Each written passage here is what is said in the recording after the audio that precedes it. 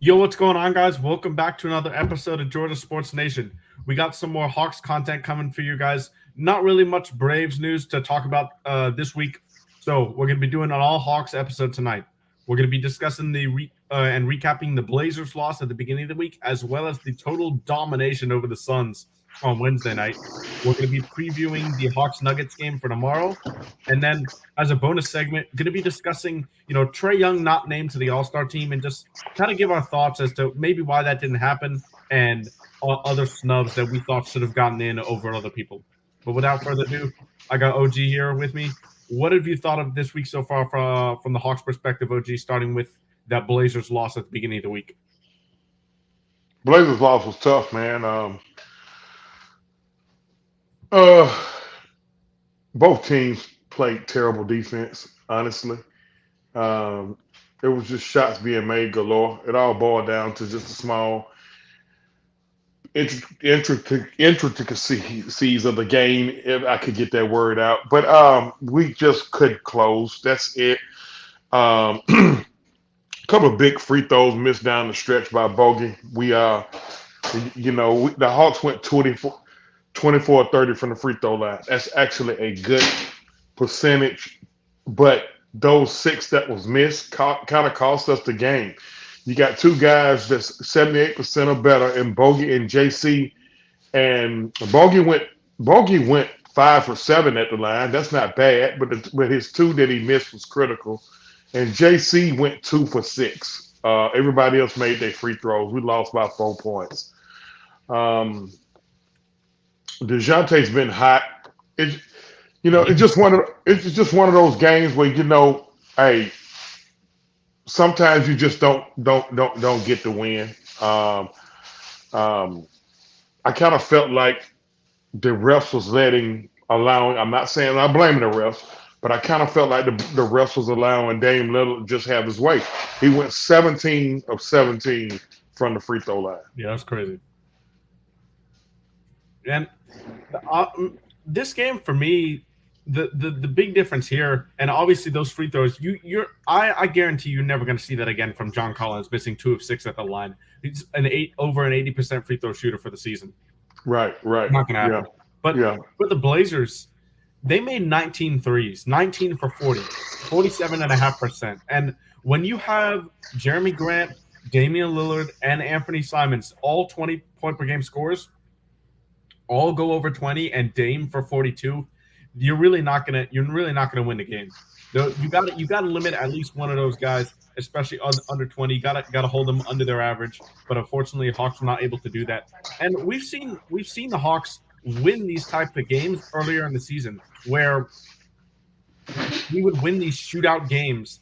But today, this Blazers game was just not enough on the defensive end. And when we did, and when we seemed to get a stop, the Hawks were just fouling the paint, and that's why Damian Lillard ended up with 17 free throws, and the free throw percentage went the Blazers' way too.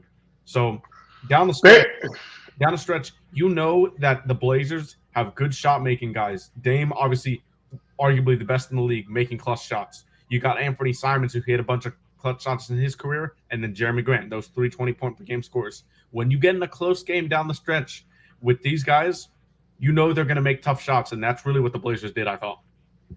it's funny because they made 24 free throws as well. They went 24 for 27. We went 24 for 30. We had the extra free throws. We didn't take advantage of it. So, that's just pretty much that's to me. That was pretty much the game. I mean, of course, you got a lot of people in our illustrious fan base. They want.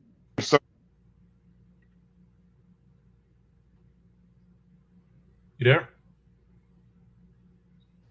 I'm sorry. Okay, there we They go. they want to blame certain players, blame certain coaches, blame certain player, blame the coach.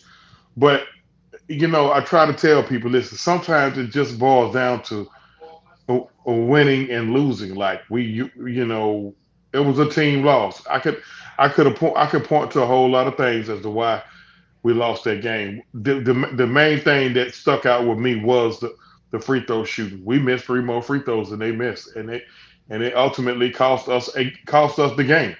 So A lot of people was complaining about why a certain player wasn't in the game down the stretch. To me, I think ever since analytics got put into sports, folks just really overthink stuff. But I mean, that was just a tough loss. It would have, I would have loved to have gotten the road trip off to a great start by winning that game. We didn't win it, so that's about it.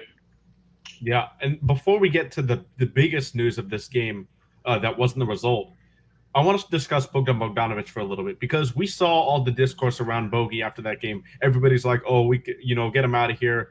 We got to trade this guy." But you look at those those two free throw misses down the stretch with like 32 seconds left. He goes 1 for 3 at the line. That's obviously pretty bad.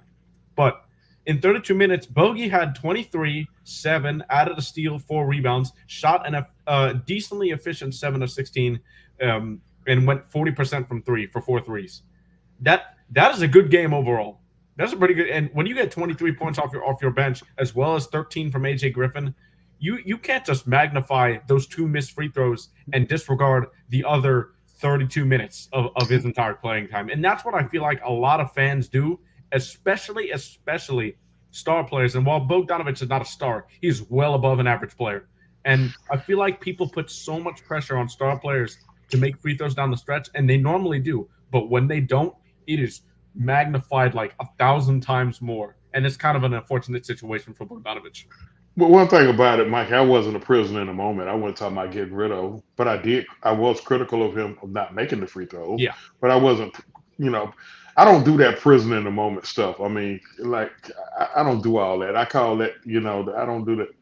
That's Hawks Twitter energy. Yeah. What I call it is I got a saying for it. The PTSD. I don't do the PTSD thing. A lot of fans have PTSD. They go thinking about whatever can go wrong will go wrong. I don't do all that. He missed the 2 free throws. Yes, I was critical of him. No, I'm not talking about trading him. No, I'm not talking about getting him up out of here. Hey man, sometimes I hate to say it like this, shit happens. So it happened, you know. But we can't have right now at this juncture. They showed a graphic where we split down the middle on everything. We're 26 and 20. We're 26 and 26. We're 17 and 17 against the East. We're 9 and 9 against the West. However many points we scored that exact. We've given up that exact minute. 6,057, I think. It's like it's eerie how everything is just straight down the middle. So from this point on, we got exactly 30 games left. For 26 and 26 games for 30 games left. So let's hopefully the run can start here on the road trip because um, we couldn't pull it. We couldn't pull it out in Portland. We were about to talk about the Phoenix game now. Nuggets Utah. tomorrow. We we got the Jazz tonight, and the Nuggets tomorrow. So and we end the trip off with the Pelicans, and I looked up the Pelicans is on a 10-game slide right now. That don't mean nothing because you still got to play the games, but let's hopefully we can go on a substantial run for these last 30 games. Yeah, anytime you go on the West, it's not an easy time, but this schedule for the Hawks on the West is not the West gauntlet. It's not like we're running into the elite of the elite teams. So these are winnable games. If we come like we were talking about in last week's show, if we come back 3-2, we're good. But if we do come back 3-2, you better believe we got to start a winning streak when we come home because next we got 5 and 6 games at home after we come back from this West Coast road trip. We need to take advantage of that. At least 5-1 minimum. Our first game at home is going to be against Phoenix. Okay, they're not going to be in a good mood when they get there, and good chance Devin Booker will be. Yes, Devin Booker's planning to be back on Tuesday from a month and a half absence. So he's going to be ready. But in this game, OG, do you want to start with the good elephant in the room or the bad elephant in the room? We always keep so many elephants in the room. There'll be a good one and a bad one. Which one do you want to start with? Let's just go get the bad out the way. All right. Unfortunately, as of late, it's no secret, DeAndre Hunter has had struggles shooting the ball. In this Portland game, 3 for 14 from the field, 0 of 4 from 3 for 10 points, 2 rebounds, 1 assist, also had 2 turnovers. He's not been playing well. But the thing about DeAndre Hunter is when he hits these types of shots, you know that he can be a 3-and-D player that every team needs. But I was curious and I want to get your opinion on this. DeAndre Hunter was on Josh Hart the majority of the game. Why do you think that was? Because Josh Hart is not generally an offensive focus. He doesn't look to score the ball. He's more of a hustle guy. Get those rebounds, blocks, steals as a guard, and that's important to teams like Portland, who's lacking on the defensive side. But I would think you want DeAndre Hunter on a guy like maybe Anthony Simons or Jeremy Grant. I know Dame is too quick for him, but what were your thoughts on seeing DeAndre Hunter guard Josh Hart for a lot of the game? It's strange. I didn't pay that too much of attention because I was so fixated on Dame. And a lot of times it's funny because DeJounte was guarding him. And it ain't like he was really cooking DeJounte. Like, I mean, Dame made a couple of tough shots. And then, I mean, he got to the line, man. 17. He went 17 of 17 from the line. Like, somebody 17 points is a good night for most guys. Yeah. And he made 17 of them at the line. But I've seen him guard people like Dame Lillard before. I don't know. I don't know what the scouting report was. Maybe Josh Hart is usually light us up. I don't know. I certainly feel like he I know he can guard Grant. Along with Sam. I don't know what the thinking was. That'd probably be a question for the coaching staff. I don't know what the thinking was on that. Because usually they normally put Dre on their best wing guy. Yeah. That's not a point guard. That's why I figured he would be on Simons or Grant, and you can let even JC guard Josh Hart because Josh Hart is going to get in there and try and rebound that basketball. Yeah. So I don't know. I don't know the thinking on that. I don't know what because a lot of times when you see a matchup like that, if you don't see him on their their second best player, which would be Simons or Grant, depending on who's hot, it had to been some type of strategy to that. It had to been, I don't know. It had to be because Portland went small on us. Yeah, they went small on us. I mean, and Clint got every board in sight because of that. But I mean, hey, they ultimately won the game, man. Yeah, and the Blazers, and this is a good point from Southside here, especially towards the end, because the Blazers really weren't missing anything. I mean, you saw the first 2 shots from Damian Lillard to begin the game were absolutely contested threes around the screen, and he still hit one. I remember there was a 3 in the third quarter. Trent Forrest was right in his face. He went over the screen, fought over it, and Damian Lillard launched a 3 from like 30 feet and swished it home. Like, there's nothing you could do about that. That's Dame Dollar. You know what? I'm gonna retract my statement. I said both teams played terrible. We actually didn't play terrible defense because there was a lot of shots. Yeah. Naturally, it's gonna be open shots because open shots have to do the overplaying and all that. But a lot of shots was contested. If somebody shot a shot over in the corner, I think it was Grant. Grant was damn near running out of bounds, and he he threw it up and he hit it. So yeah, that's a good point there, Southside. Southside always come with the heat, man. Yeah. Because his name's Southside. Appreciate you being here every week, Southside too. Yeah, man. Southside bring the fire. But before we get on to let's get its comment here, let's go over the best thing from this game. 2 years in a row now, the Hawks have had career highs from their starting point guards.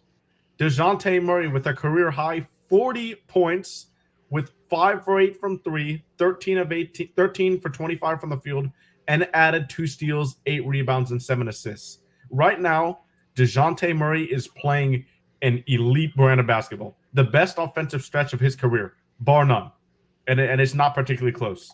The You locked efficiency in. is there. The assists are there. The rebounds are there. He's putting everything together. And it's really shown our offense. Like, when you score 125 points, you should really – that's enough to win a game. Unfortunately, the defense quite wasn't there, but Portland was making some tough shots too. So this game kind of – it is an outlier in terms of how many tough shots Portland made and really how well the Hawks could have played, because we played realistically, I thought, well enough to win this game. But down the stretch, like we said, when you got guys like Grant, Simons, and Dame Dollar, it's going to be too much shot making down the stretch to deal with. And unfortunately, with the Bogdanovich missed free throws, that did not help as well.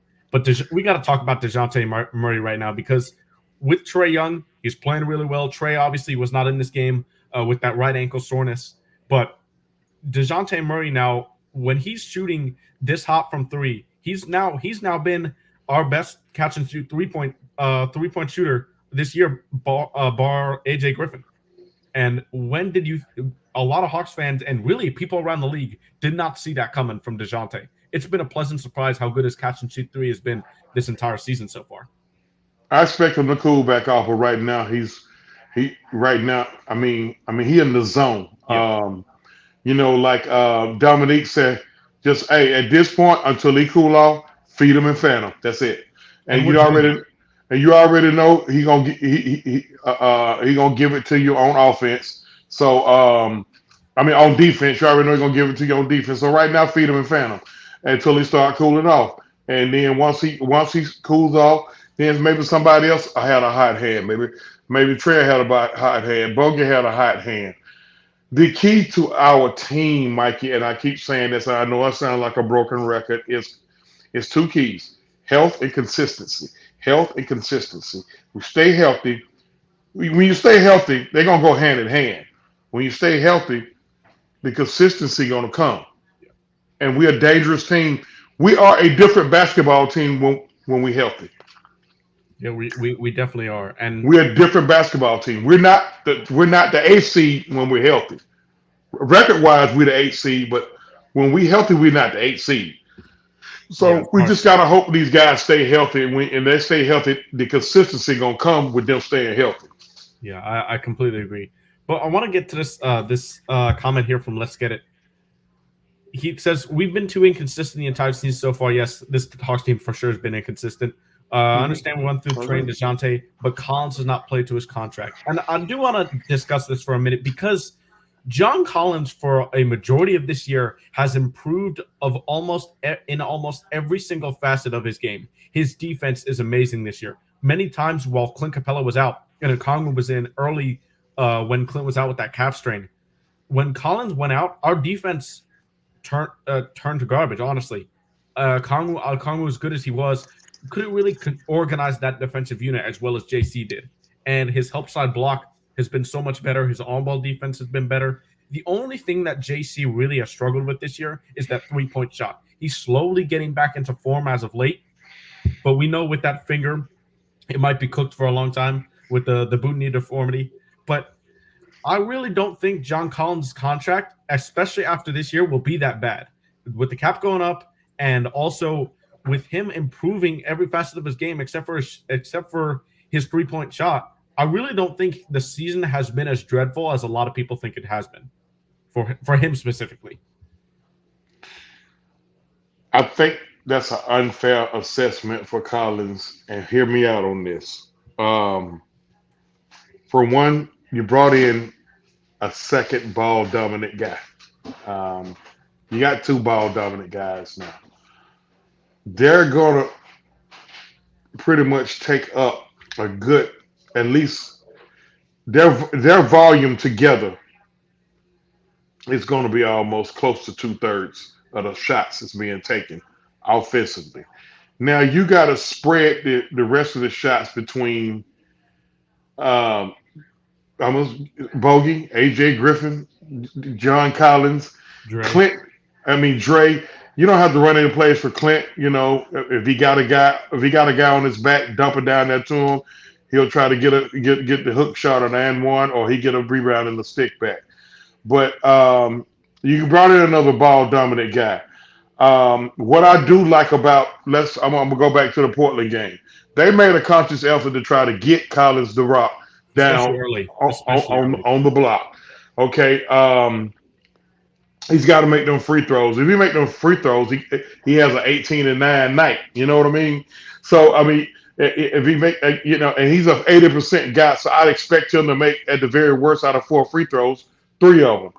But playing up to his contract, at the end of the day, that's a matter of opinion. I try not to.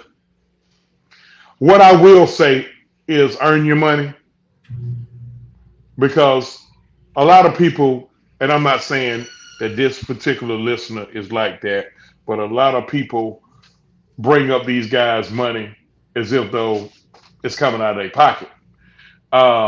Only thing I say is earn your money, and I think that's pretty much what the viewer is saying here.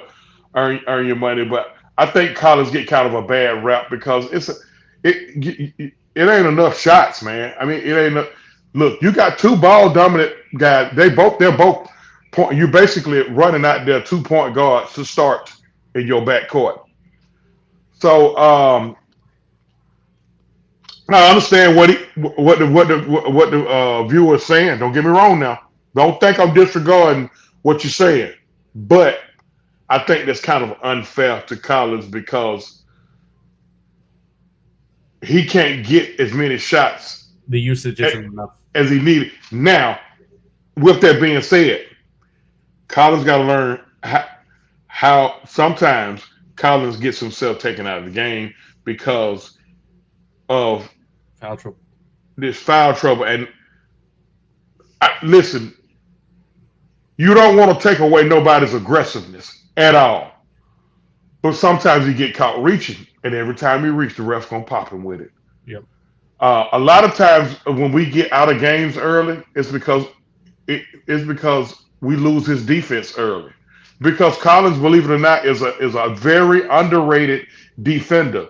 When he is on the floor, our defense is better, in my opinion. No, Based it on is, numbers wise too. It is. so tonight we're gonna need him on the floor because Laurie Marketing lit us up Yeah, it's the gonna first. be. You never know what the Jazz. And last thing I'm gonna say about this game before we move on to the Suns game, the reason why I said a few minutes ago that the Hawks played well enough to win this game is because really they won every single category you want to win a basketball game in the modern NBA besides 3-point percentage. Obviously, and it wasn't even a landslide from 3-point percentage either. We shot well from three, 43% on 30 attempts. We'll take that. They shot 47.5 on 40 attempts. So they were shooting lights out. But the Hawks had more assists. We had 26 compared to their 24. The Hawks dominated the glass. We had 45 compared to their 32. The Hawks committed 6 turnovers. The Blazers committed 8. We didn't turn the ball over. And also, hold on. Baffled. Points in the paint. 50 points in the paint for the Hawks, 34 for the Blazers. But the fast break points and the threes, we had 2 fast break points compared to their 14, which it kind of is weird that they had 14 fast break points when the Hawks weren't really turning the ball over. So as you can see there, the Hawks won most of the categories you want to see, those extra categories to win a ball game. But unfortunately, it just didn't go that way. They made a couple more threes than we did, and those free throws. That's it. Like you can point to just 2 categories. They went 24 of 27 from the free throw line. We went 24 of 30. We lost by 4. There it is. How many threes did they make? They made 19 threes. How many we make? And we made 13. Okay, that's an 18-point difference there. But hold on. It's an 18-point difference as far as threes. Now, I'm pretty sure we made more twos than they made. Yeah, we did. Okay. And we was even at we shot 3 more free throws. It all boils down to somebody had to win that game, somebody had to lose that game. But nobody really turned the ball. Listen, less than 8 turnovers in a 4-quarter game or a 48-minute game, that's good ball security. And without Well, I might have played a part in why we only had 8 turnovers because our fearless leader he gets a little turnover happy, but nevertheless we still played. We took care of the Well, basketball. We yeah. took care of the basketball. That's just one of them games, folks. We have to just sweep it, flush it and go on to the next game. We played hard enough to win. We didn't win it. And I guess everybody could, I guess you could just pick in the bag of what you want to point to as why we lost, or who you want to point to. Pick in the bag and pick it out. And be like, okay, all right, Nate McMillan, he didn't have AJ Griffin in the game, and we should put him under the make him walk the plank for it. Okay, Bogey missing 2 free throws. Trade him right now. Okay, Trae, he wasn't there. He was hurt. He was sitting out. Whatever you want to blame, but ultimately, some games you just have to. Yeah. And in a totally opposite fashion, when that was a close game, stressful game down the stretch, this game for the Hawks against the Phoenix Suns was an absolute murder. 132-100. We won the second quarter 40-24 after only up by 3, 26-23 at the end of the first quarter. But you know what I love about this even more? This game, the Hawks didn't. It wasn't Trae going off for 50, DeJounte going off for 40. This game was a total team effort. And the end of the first quarter, all the Hawks players had scored. Not even starters, even the bench had scored. And really, when you look at the box score, it shows DeJounte Murray was the plus 40 in this. Plus 40. 4-0, which is plus 40. 20. He finished with 21, 8, and 6, and hit another 4 threes on the night. Trae Young, 20 and 12, 4 turnovers, 12 assists. You definitely like that ratio there. And DeAndre Hunter, good for him to shoot the ball, find some rhythm from 2. I like how he got inside. Man, damn! Let me say something real fast. You're gonna laugh on this one. DeAndre Hunter. The Hawks cost me $140. Let me just real quick. Then we go back to it. I did a pick 4 on my prize picks. I went with the 3-pointers. Okay. Oh, no. DeAndre Hunter needed to make two 3-pointers. He made 1. Then the 40-point lead happened. So now we got to take him out the game. He out of the game the rest of the game, and it cost me $140 freaking dollars. Oh man, I mean, but as a fan, I was very, very, like I told somebody day before yesterday, that was the best game I saw this franchise play since the Budenholzer administration. With the ball movement, with how we was making our shots, how we made everything look easy. I don't know why they kept putting Chris Paul, a 37-year-old Chris Paul, on DeAndre Hunter. We just explored it. Easy post-ups, hook shots, fadeaways. I mean, everything was working for DeAndre Hunter. And while it wasn't like he was going off for like 25-plus points, he had that solid of a game where you go 6 of 9 from the floor and for 15 points. That's an efficient game, and that's what you want ultimately from your 3-and-D guy. You want shooting efficiency, and he gave to us. Only thing I can think of what Monty Williams is doing. By the way, Monty Williams is a great coach. Yes. Is maybe if we coerce them into feeding Hunter, maybe his shot goes broke. And because going in, I don't blame him. Because going in, his shot was broke. He wasn't making anything lately. But good for DeAndre Hunter to take advantage of that matchup. JC had an off night.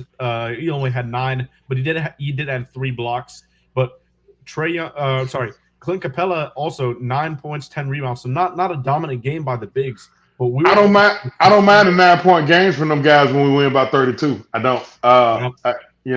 So I'm cool with it. That's when our defense. I mean, we allowed 100 points in this game. Our defense. The first quarter, we allowed 23. Second, we allowed 24. And the third, only 20 points. And then 33 in the fourth. Obviously, that was some garbage time. But the Suns barely got to 100 points. And that shows. I mean, we've got 1, 2, 3, 4, 5 guys in double digits, and all of those are 15 or above. With Bogdanovic giving us 18 off the bench and an efficient night from Bogdanovic again. That's 2 games in a row where he's found his shot. But the biggest, go ahead if you're going to talk about Bogdanovic. No, I think you was probably about to talk about it. What was you about to talk about? But it was good to see Bogdanovic have a good efficient night from 3. That was not the biggest 3-pointer of the night or the biggest. That's what I was going to talk about. Go ahead, but you got it though. You got it. Okongwu, ladies and gentlemen, his first 3 as an NBA player. The worst freaking thing that could have happened from the far corner. Listen in, and this is on the ESPN broadcast. So the broadcasters had no clue. But if you were listening to Bob Rathman and Dominique Wilkins and you saw the bench, they went absolutely nuts. It was an awesome moment. But here's a look at his 3. You got Tatum, you got Giannis. Yep. Not forgetting anybody. And LeBron James, but again with the Lakers being glass on the corner, and you see all those. They go pointing over to the bench like that, and they call it. And Monty Williams called a timeout after that. I don't know if that was to out of respect. Man, you would have thought they won the NBA title because I was watching our broadcast. You would have thought they won the NBA. Everybody's over there. That's good for him, but I don't know if that was a blessing or a curse, Mike. Oh no, okay. I don't need him living out there now. I think it was a blessing because he hear me out. Like you saw the score at that point, and this was the perfect game to do it in. You got Tatum, you got Giannis. Yep. We're up in this game big. We're up 115 to 77. So 115 to 77 with 7 minutes left in that game. I don't mind Okongwu taking that 3. You let it fly. He could have shot another one for all I care. But I know we won't have him hitting 3s or even shooting 3s down the stretch of close games. So now we got one guy left that hadn't hit a 3 this year. Yep. But that was an awesome moment for Okongwu. I don't need Clint out there trying to. I don't want to see that. Oh my gosh. Dude, if Capella ever hits a half court, it's a 3.5 court offense, or a general 3, not a half court heave, full court heave, or anything like that. I'll go nuts, more nuts than Okongwu's, because Clint's shot, his form is just broken. It's flicked, like we used to say, it's flicked it. But that was a good thing. I was happy for. Listen, I was happy for that man because you could see how happy he was and how happy his teammates was for him when he made that 3. Now get your butt back on the block tonight, Onyeka. Okay? I'm sure we will. We don't want another loss to the Jazz. Get your butt back on the block. Good for you. You made that 3. You're not a 3-point shooter. Hey. Oh boy. I don't think 1-3 will make an attempt, but Onyeka shot perfectly in this game. He hit that 3, 2 of 2 from the line, and 7 of 7 from the field for 17 points, 2 blocks, and then added 4 boards. So awesome game from Onyeka. But this game is honestly not a lot to really engage in, because we had 7 minutes of Trent Forrest in this game. That was how soon this game was over, as far as from the Hawks' perspective. For the Suns, Mikal Bridges had a ton of usage in this game. He didn't shoot efficiently. 6 of 18 from the field, 1 of 7 from 3. He went 10 of 10 from the line, but he did have 20 good counting stats, 23, 7 assists, and added 5 boards. But he got a lot of usage and not really many shots from Cam Johnson and Chris Paul. CP3 he was in a straitjacket. He was in a straitjacket on Wednesday. 1 of 6 from the floor, 3 points, 3 assists, 2 turnovers. We've had games like that. I mean, it's about time we be on this side of that. We've had games like that where it just nothing went right. They're a better team. We know they're a better team, especially when Devin Booker is there. You got to take advantage of nights like that. I mean, they wasn't. Their shot wasn't on. Ours was. Take advantage of it. The coach got a chance to sit his guys damn near the whole fourth quarter. Well, at least half of the fourth quarter. That was good. I mean, nobody came away, nicked up. So I think we got to. Injury report is clean for tonight. So yeah, it was in the perfect game in all facets, honestly, for the Hawks. Complete game, complete 48 minutes of offense, 48 minutes of defense, and it's honestly what we want to see for a while. Because for the Suns, Ayton actually had a really bad first quarter. He looked terrible. He ended up with 29, so decent counting stats there. But those were only the bright spots for the Suns, because after that, their biggest scorer was Dario Saric with 11, and then Damian Lee in 21 minutes with 10 points. So they had 4 guys in double digits, 23, 20, and then 11 and 10. While we had 20, 21, 15, 18, and 17, and all the rest of the Hawks guys scored. So it was really utter dominance from Atlanta, and that was just we needed that win, I think, especially coming into a tough back-to-back, because any back-to-back is tough in the NBA. But when you got a game first in Utah, and then you got to go to that high altitude in Denver tomorrow night and play probably, in my opinion, the third back-to-back MVP. Well, he's questionable, but you might have to. I mean, that's going to be a tough back-to-back tomorrow. So we needed that win to get some confidence and come in tonight to try and secure a win. I think tonight is a must. I'm not gonna put that on. Yeah, no, I was gonna say I can't do that either. Tuesday night's gonna be a must win. Yeah. Because you want to end the road trip. You always want to end every road trip with a win, because as they say, the first game at home after a road trip is really the last game of the road trip. And a lot of times teams come back home flat. And again, the first game we're gonna play when we come back is going to be, ironically, trade deadline day next Thursday, February the 9th, against the Phoenix Suns. It's a team we just beat, and we just beat them pretty bad. So they gonna come in there, and they're gonna come at us now.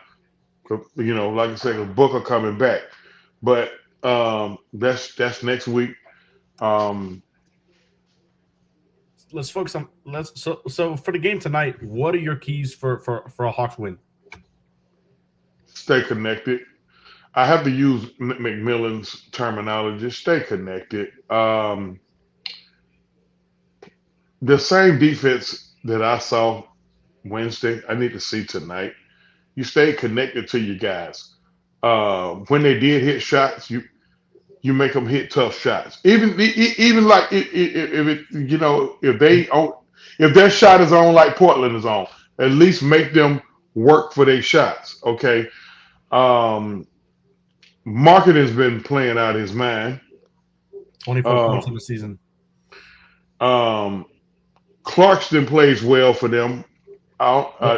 Walker Kessler's been amazing for them. Walker Kessler's been balling. That trade, Rudy Gobert, you're looking at a guy, Walker Kessler, in his rookie year, who's almost better than Rudy Gobert this season. Utah got lucky. You got Malik Beasley, too, off the bench, who's just, he's going to chuck a ton of threes, so we got to be able to contest him. This is an important game, too, because our records are kind of similar, I think. Our records are kind of similar. I remember when we played them. We're 26 and 26. They're 27 and 26. When we played them, wasn't they like? Did we beat them the first time? No, Lowry Markkanen destroyed us. We lost to the Jazz at home. Okay, all right. When we played them the first time, they was like number 1 in the conference. Yeah, they were. Stay with the shooters, box out, take care of the basketball. That's one thing I think we should win the rebounding battle tonight. I know Walker Kessler's really good, but Kelly Olynyk the other center. Kelly Olynyk gave us hell in that game too. Yeah, he's good. I remember. Kelly Olynyk's a good player. I mean, a lot of people forget about him. He was on the Celtics. He was on the Raptors. I mean, sorry, not the Raptors, the Rockets. Then he's on the Jazz. But a lot of people, he's a good player. But the only thing is, not a great rebounder. And I especially with Okongwu coming off the bench and John Collins. With Okongwu coming off the bench, and I think Jared Vanderbilt is coming off the bench as well for them now.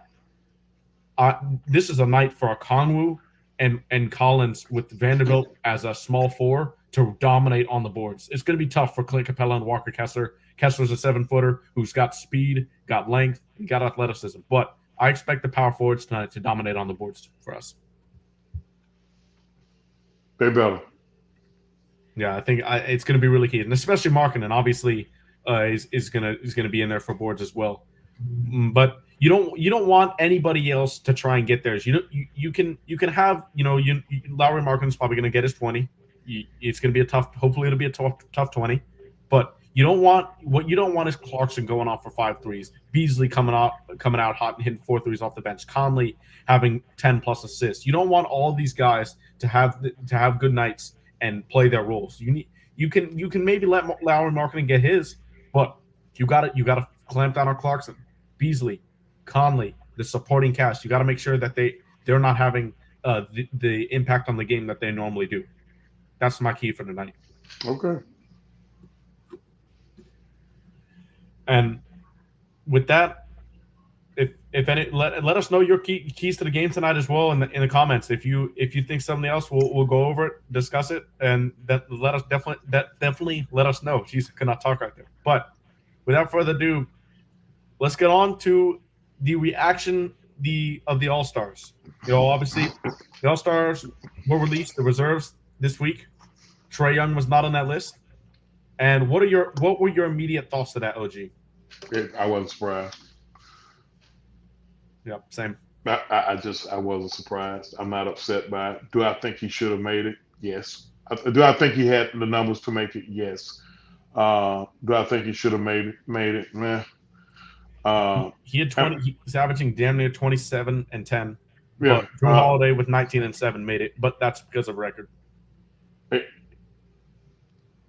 I'm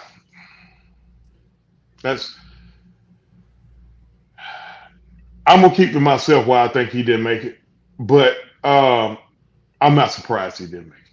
I'm gonna leave it right there. I'm not surprised he didn't make it. I'm not surprised.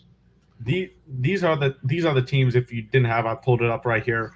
My biggest snub actually is not Trae Young. It's for the East. My biggest snub out of all of this list is James Harden.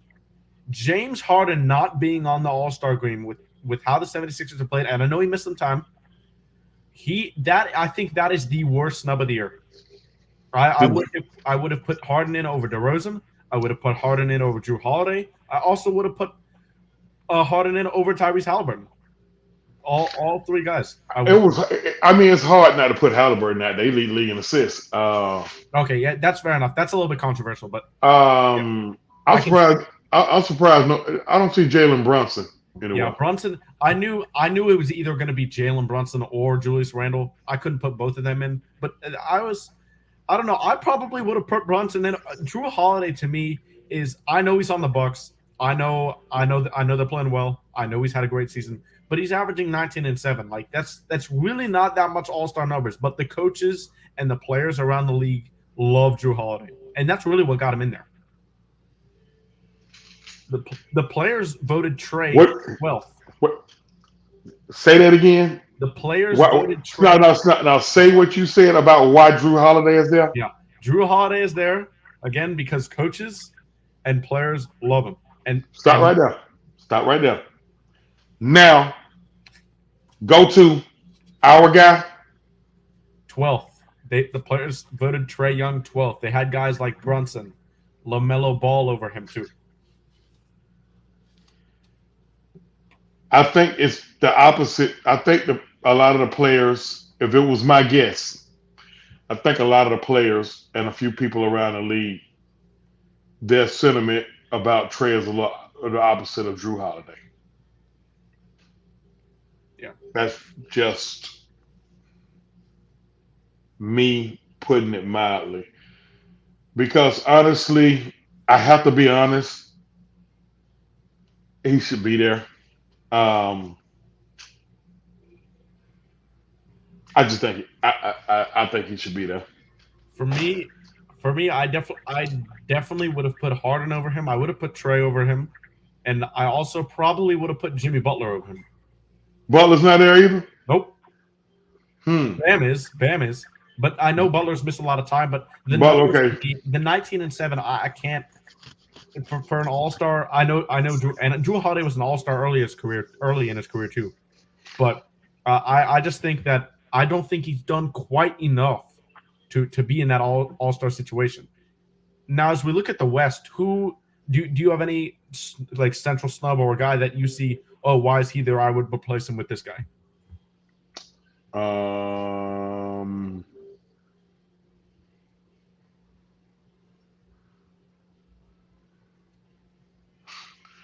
I mean, I'm looking at all these guys. I'm trying to think of somebody who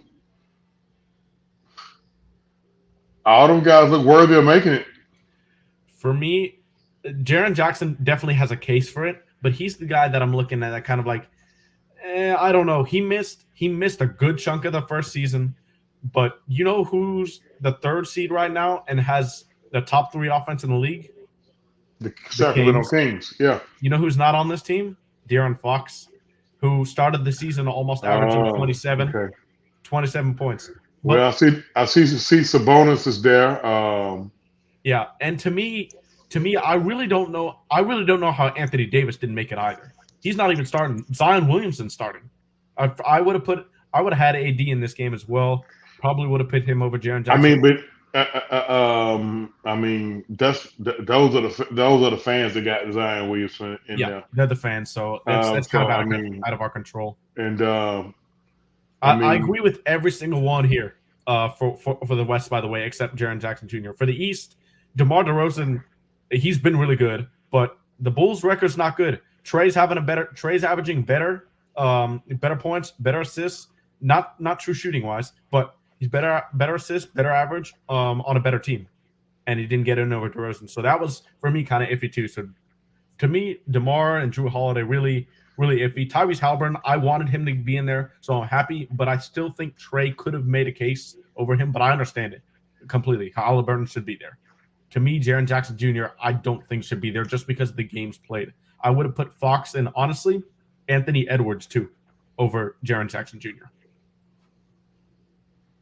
He's kept this team afloat without Rudy Gobert, without Karl Anthony Towns. Obviously, they're not all-stars, but he's been balling out as of late. Over the last month and a half, he's shooting the lights out of the ball, racking up the steals, too.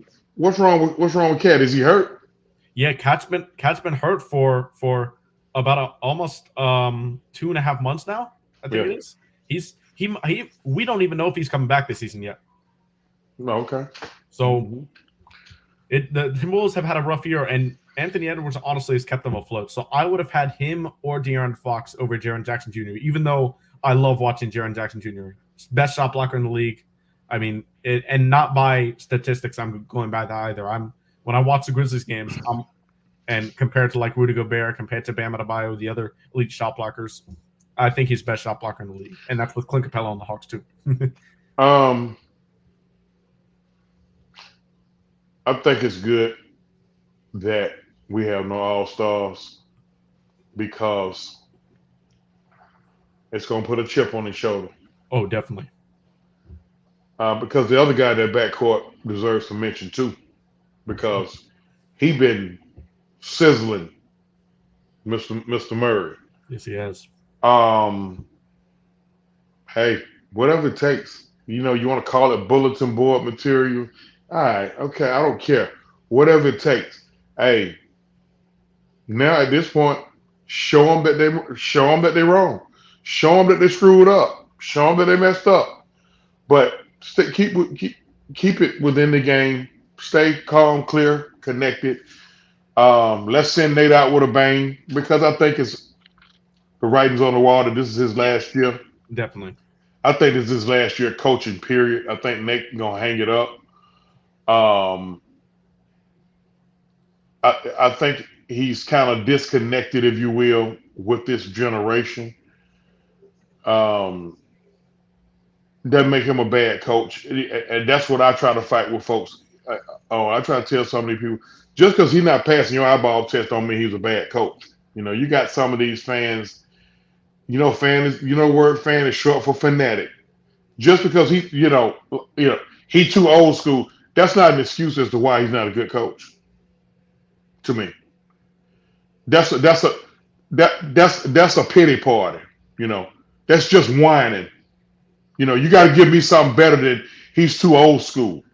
Because basketball is basketball. If you teach him basketball, you teach him basketball. Telling me that a guy's too old school, I'm going to refute that, and I'm not going to be nice in refuting it.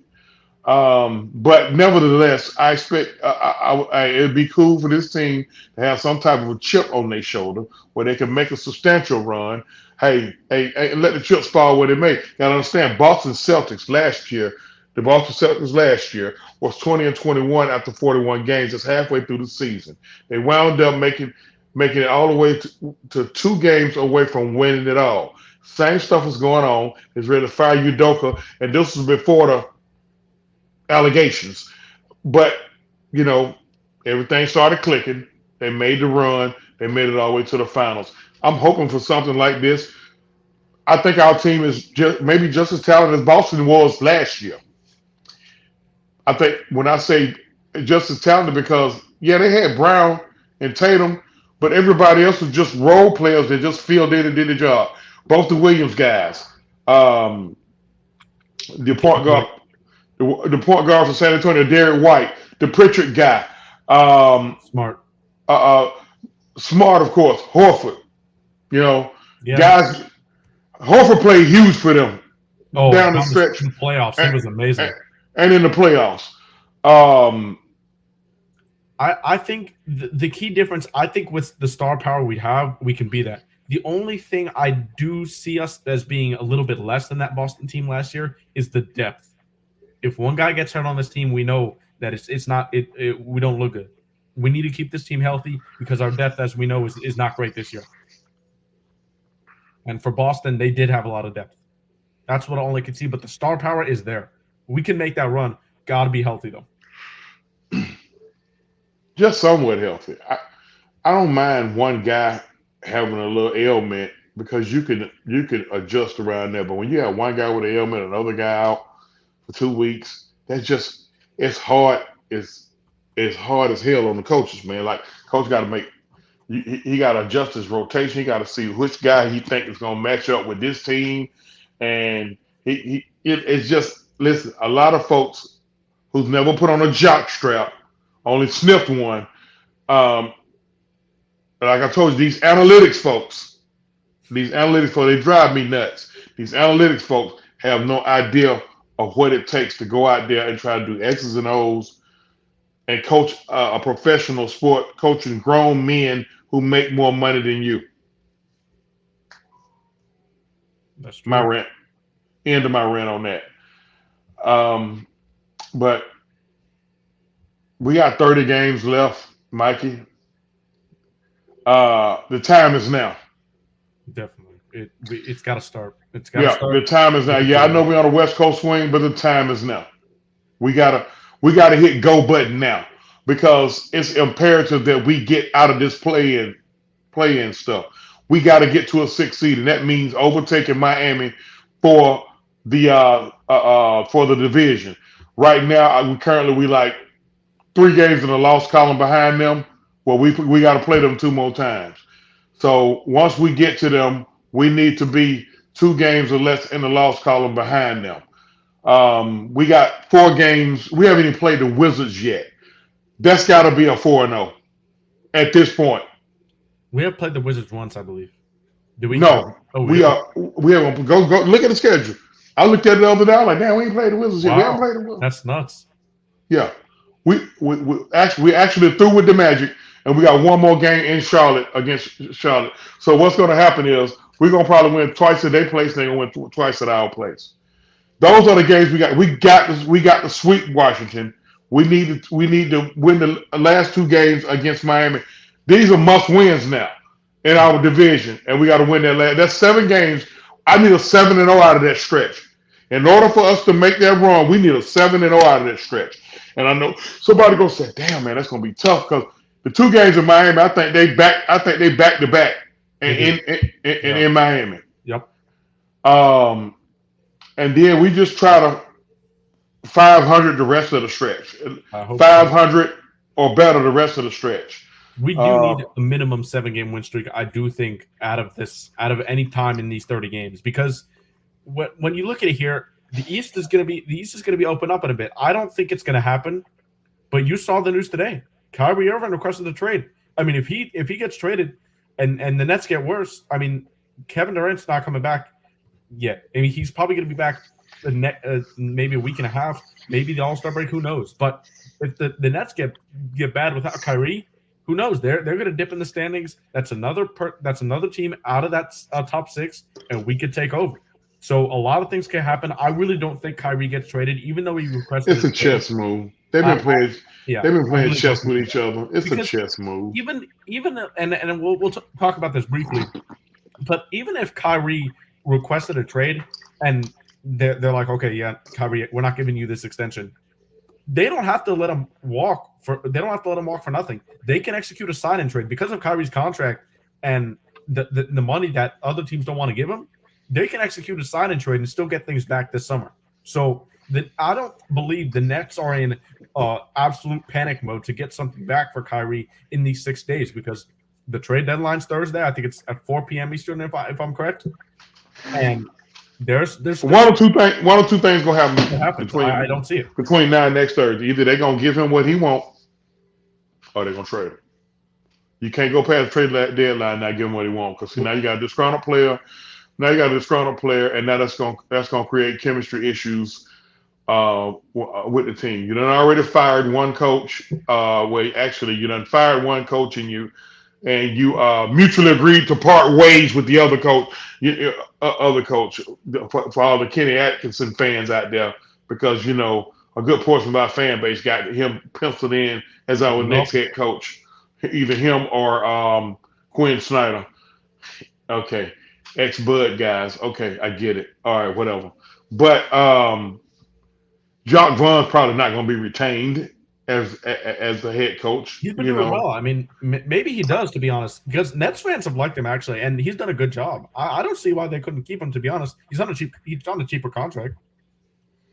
He could stay there. You never know. But to win a championship, I do agree that they might look for it, but I don't think they necessarily need to as like an emergency need. Yeah, I mean, he's doing a hell of a job of subbing in and out and calling timeouts. I mean, somebody tried to mention Jacques Vaughn, the job that he's doing with the Nets, and I'm like, dude, are you talking about the same Jacques Vaughn who coached the Orlando Magic for 3 to 4 years, and he finished almost 200 games under 500? Miss me with all that. You get dealt a hand of Ben Simmons with his head screwed on somewhat. Ben Simmons, Kyrie Irving, and Kevin Durant, along with those shooters that they got.